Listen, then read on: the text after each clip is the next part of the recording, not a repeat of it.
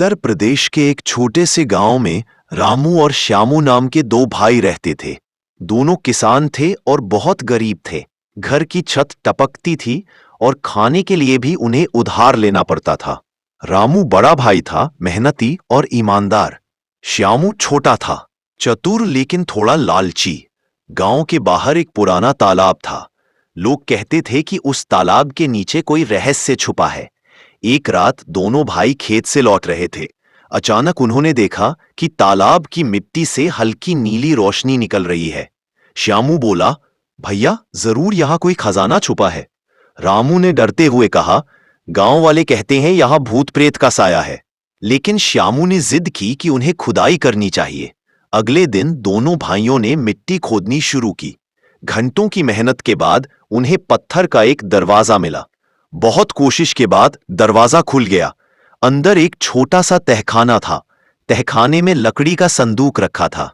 श्यामू खुशी से चिल्लाया, भैया, हमारी किस्मत बदल जाएगी। लेकिन जब संदूक खोला तो उसमें सोना चांदी नहीं था।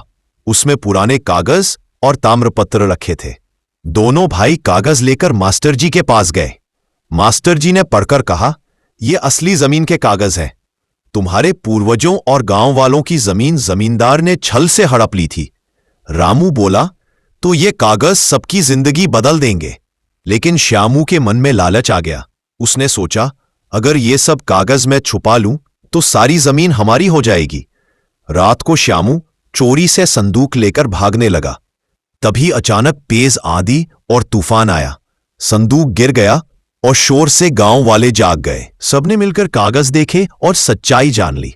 पंचायत ने किसानों को उनकी जमीन वापस दिला दी। रामू गांव का हीरो बन गया, लेकिन श्यामू सबकी नजरों में गिर गया।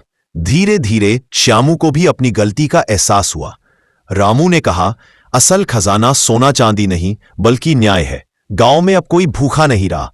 असली अमीरी सबके हिस्से का हक लौटाने में है।